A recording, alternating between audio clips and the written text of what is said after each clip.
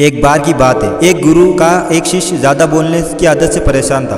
वह जब भी किसी से मिलता तो मिलने के बाद अपने मित्रों के सामने उस इंसान के बारे में अपना विचार देना शुरू कर देता था। उससे कोई पूछे या ना पूछे, वह अपने आसपास की लगभग हर चीज के बारे में अपनी राय देता था। आश्रम में रहने वाले लगभग हर छात्र शिक्षक के बारे में उसकी अपनी नेगेटिव और पॉजिटिव राय थी, जिसे वह बिना सोचे समझे लोगों के सामने रख देता था। जब भी आश्रम में रहने वाला कोई दूसरा छात्र अपनी समस्या को लेकर उसके पास आता तो वह पूरी बात सुने बिना उसको सलाह देना शुरू कर देता था। उसकी इन्हीं हरकतों की वजह से आश्रम का कोई भी छात्र या शिक्षक उसे गंभीरता से नहीं लेता था।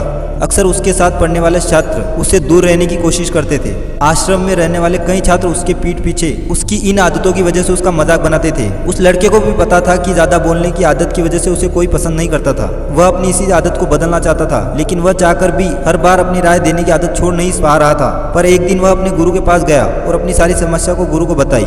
गुरु ने कहा, बेटा, ज्यादा इंसान वही बोलता है जिसे लगता है कि वह सब कुछ जानता है, पर जो इंसान यह मानता है कि वह बहुत ही थोड़ा जानता है और ऐसे बहुत कुछ है जो उसे सीखना है, तो वह कभी भी जरूरत से ज्यादा नहीं बोलता और ना ही बिना मांगे किसी को राय देता है। इसलिए पहले खुद के अंदर भी यह अभिमान हटाओ कि तुम्हें सब कुछ पता है। शिष्य ने गुरु के सामने अपना सिर झुका दिया।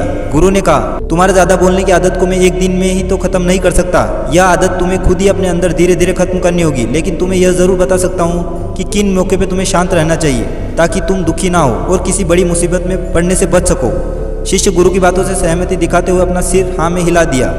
गुरु ने कहा, बेटे, इन 5 मौकों पर हर इंसान को अपना मुंह बंद रखना चाहिए। पहली स्थिति, जब तुम्हें लगे कि कोई तुम्हारी भावनाओं, तुम्हारे शब्दों का नहीं समझ सकता, उस समय तुम्हें चुप रहना चाहिए। अक्सर हम लोगों को अपनी दुख परेशानी बताना शुरू कर देते हैं, जबकि हमारे आसपास रहने वाले ज्यादातर लोगों को इससे कोई मतलब नहीं कि हमारे जीवन में क्या गुजर रहा है। हर इंसान को केवल खुद से मतलब होता है। वह केवल खुद के बारे में बात करना चाहता है, वह केवल खुद की तारीफ सुनना चाहता है। उन्हें हमारे जीवन की परेशानियों से कोई मतलब नहीं और ना ही वह सुनना चाहती हैं। दूसरी स्थिति, जब तुम्हें यह पता ना हो कि किस विशेष मौके पर क्या बोलना है या किसी विशेष घटना के बारे में आधा अधूरा ज्ञान हो, तो ऐसे मौके पर तुम्हें चुप रहना चाहिए। ऐसा इंसान जो आधा अधूरा ज्ञान होने के बाद भी उस विषय में बात करता है, वह अक्सर मजाक का पात्र बनता है और कोई भी ऐसे इंसान को गंभीरता से नहीं लेता है। तीसरी स्थिति, गुरु ने कहा, जब कोई इंसान तुम्हारे सामने किसी तीसरे इंसान की बुराई कर रहा हो, तब ऐसी स्थिति में तुम्हें चुप रहना चाहिए। तुम्हें कभी भी ऐसी नकारात्मक बातचीत का हिस्सा नहीं बनना चाहिए, क्योंकि जो इंसान आज तुम्हारे सामने किसी तीसरे की बुराई कर रहा है, वह कल ही किसी और के सामने तुम्हारी भी बुराई करेगा। और इस बात की ज्यादा संभावना है कि आज तुमने अगर उसके हाँ में हाँ मिलाने के लिए तीसरे इंसान की बुराई की,